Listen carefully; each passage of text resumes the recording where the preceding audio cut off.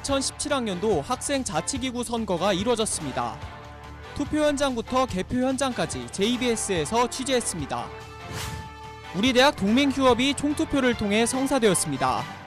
동시에 진행된 박근혜 정권 퇴진문화제까지 JBS 카메라에 담아왔습니다. 월경공결제 정책설명회가 본교 미래관에서 진행되었습니다. 그 현장을 JBS가 다녀왔습니다. 여러분 안녕하십니까? 12월 둘째 주 JBS 헤드라인의 이재환입니다. 어느덧 이번 학기 JBS 헤드라인이 마지막을 향해 달려가고 있습니다. 모두들 유종의미 잘 거두시길 바라겠습니다. 첫 번째 소식입니다. 2017년도 학생 자치기구 선거가 열렸습니다. 대부분의 단과대학에서는 당선자가 선출되었지만 총학생회를 비롯한 몇몇의 단과대학에서는 이 후보조차 없었습니다. 이에 대한 대안과 투표 과정에서 아쉬웠던 점을 JBS가 취재했습니다. 화면 함께 보시겠습니다. 우리 대학의 2017학년도 학생 자치기구 선거가 지난 11월 29일 화요일부터 12월 1일 목요일까지 총 3일간 진행되었습니다. 이번 선거를 통해 정부 총학생회장, 그리고 각 단과대학별 정부학생회장이 선출될 예정이었습니다. 이번 선거는 이 후보한 단과대 모두 기준 투표율인 40%를 넘어 성사되었고, 개표 결과는 이길 오전 1시 15분에 서울시립대 광장을 통해 게시되었습니다. 이번 선거에서 경영대학과 도시과학대학에서는 2개의 선본이 출마했습니다. 경영대학은 기호 2번 비트윈이 총 투표수 468표 중 224표를 받아 47.86%의 득표율로 당선되었으며, 도시과학대학은 기호 1번 다운이 총 투표수 866표 중 495표를 받아 57.15%로 당선되었습니다. 인문대학과 자연과학대학, 정경대학에서는 단일 후보가 입후보했습니다. 그중 인문대학은 총 투표수 366표 중 찬성 323표를 받아 88.25%의 득표율로 공감인문이 당선되었습니다. 자연과학대학은 케미 선본이 총 투표수 389표 중 337표를 받아 86.63%로 당선되었으며, 정경대학은 티움 선본이 총 투표수 762표 중 659표를 받아 86.48%로 당선되었습니다. 한편 총학생회와 예술체육대학, 공과대학에서는 이 후보자가 없었습니다. 선거세칙 제65조 제1항에 의해 후보자가 없는 경우는 재선거를 실시해야 하나, 최혁규 중앙선거관리위원회 위원장은 대학 재정과 학사 일정상의 문제를 이유로 재선거 실시에 어려움을 밝혔습니다. 이로 인해 각 단과대는 단과대별 회칙에 따른 조치가 취해질 예정이며, 총학생회의 경우 12월 중 대의원회를 통해 권한대행 선출을 계획 중에 있습니다. 또한 이번 선거에는 학생 자치기구 선거와 더불어 박근혜 정권 퇴진 및 동맹휴업 총투표가 실시돼 학우들의 참여가 더욱 요구되었습니다. 그러나 선거 둘째 날까지 선거 성사를 위한 최소 투표율에 도달한 단과대는 없었고, 이로 인해 투표 마지막 날 총학생회는 투표 동료를 위한 피켓팅을 교내에서 실시했습니다. 특히 정경대학은 투표 종료 시까지 최소 투표율을 채우지 못해 투표 시간을 1시간 연장했습니다. 그러나 투표 연장 및 개표 지연에 대한 중앙선거관리위원회의 전체 공지는 진행되지 않았고, 학우들은 지연된 투표 결과를 자정이 넘어서야 서울시립대 광장을 통해 확인할 수 있었습니다. 더욱이 이번 투표의 바로 다음 날인 12월 2일 진행될 동맹휴업의 실시 여부가 포함됐기 때문에 학우들의 관심은 투표 결과에 쏠릴 수밖에 없었습니다. 이런 혼란스러운 개표 과정 이외에도 이번 투표는 실시 후인 11월 29일과 30일에 각각 총학생회 페이스북 페이지를 통한 안내글 게시 및 관련 홍보 문자 발송이 이루어져 여전한 홍보 부족의 문제를 지적받았습니다. 이에 따라 홍보 및 공지를 위한 중앙선거관리위원회의 자체적인 창구가 필요해 보였습니다.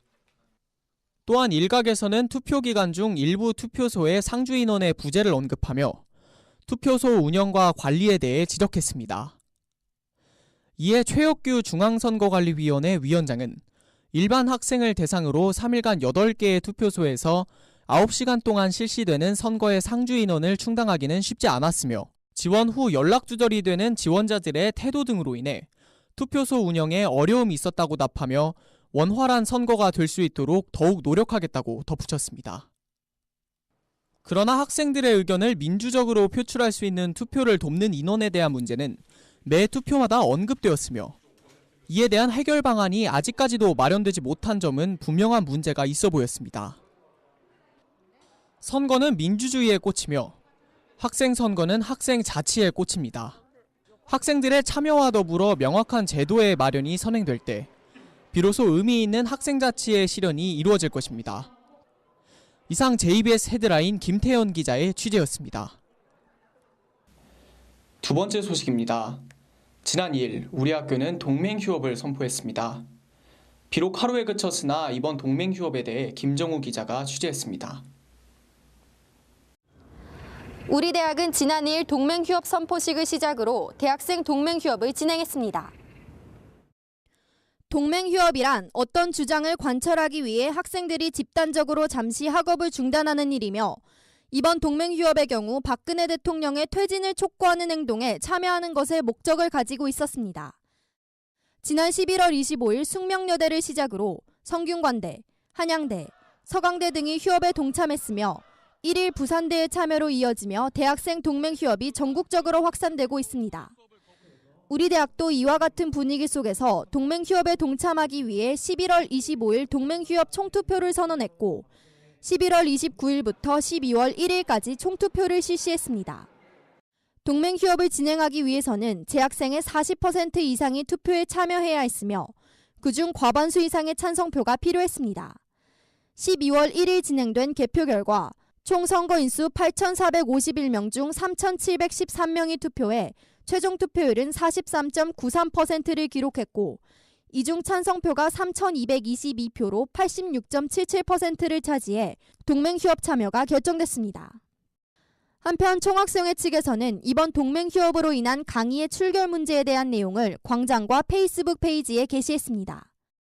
해당 내용에 따르면 총학생회 측에서는 우리 학교 전체 교수진에 출결 체크를 하지 않거나 하더라도 성적에 반영하지 않도록 요청하는 메일을 보냈으며 교수회장으로부터 교수회 차원에서 12월 2일 출석 여부를 성적에 반영하지 않겠다는 답변을 받았다고 밝혔습니다. 다만 교수회에 전체 교원이 가입된 것은 아니므로 교수회 재량에 따라 출결 반영 여부는 달라질 수 있다고 덧붙였습니다. 이러한 사전 준비를 통해 더 많은 학우들이 총학생회 측에서 배부한 동맹휴업 참여 인증서를 제출하고 참가 팻말을 본인의 수업 책상 위에 게시함으로써 동맹휴업에 참여하게 됐습니다. 이처럼 철저한 사전 준비와 학우들의 투표를 통해 성사된 동맹휴업에 대해 휴업에 참여한 학우들은 어떻게 생각하는지 인터뷰를 요청했습니다. 대학생들이 지식인이고 지성인으로서 사회적 책무를 다해야 되는데 비록 모든 교수님들이 동의하진 않은 걸로 알고 있습니다. 하지만 이렇게 동맹휴업을 학생회 차원에서 여론을 수렴하고 실시한다는 것을 공표함으로써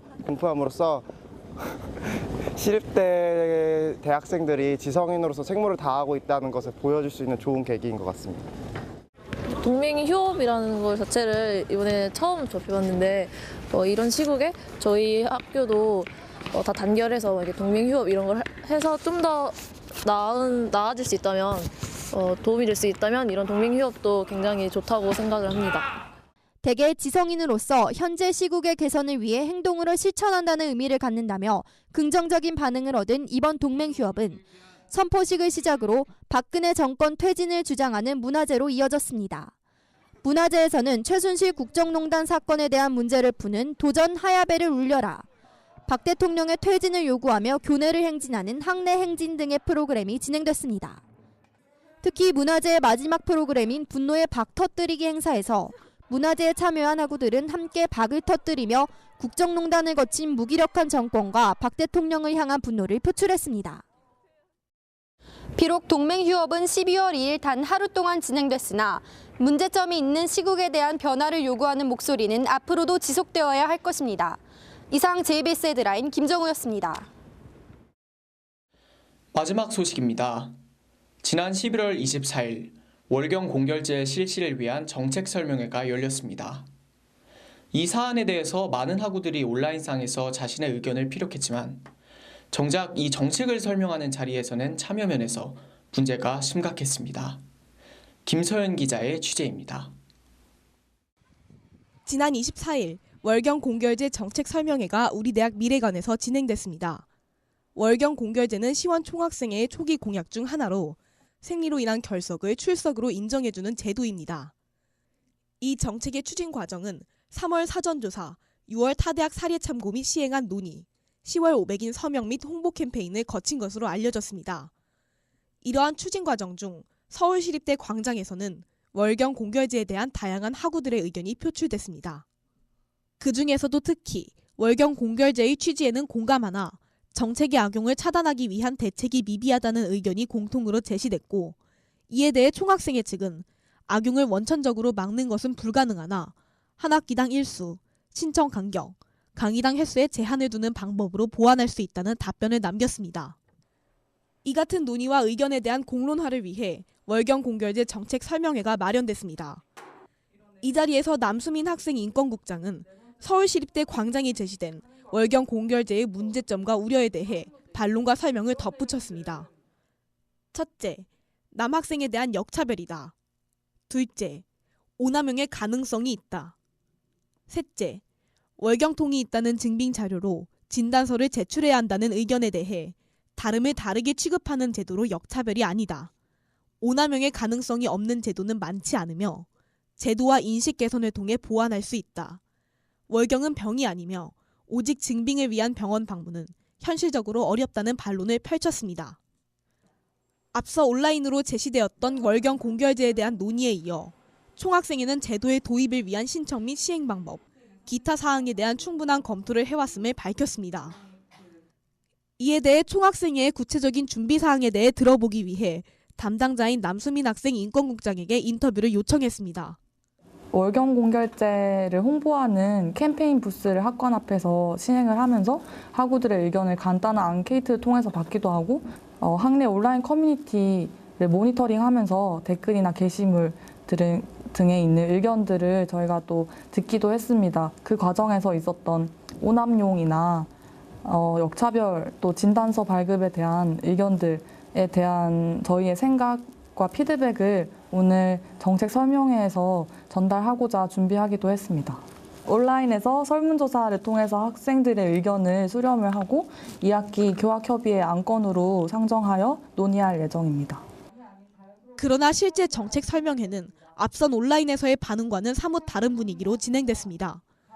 특히 총학생회와 우리대학 언론사 관계자를 제외한 설명회 정식 참여자는 단 한 명이었으며 설명회가 끝날 때까지 참석 자리를 채우는 이는 한 명도 없었습니다. 이번 월경 공결제 설명회는 변화하려는 학내 정책임이 분명하지만 저조한 참석률로 인해 정책의 실질적인 대상인 학우들의 의견을 듣기에는 무리였습니다. 지금의 시국에 대한 지성인으로서의 관심과 움직임도 좋지만 더불어 학내 정책에 대한 학우들의 실천적 관심과 참여가 필요해 보입니다. 이상 JBS 헤드라인 김서연이었습니다.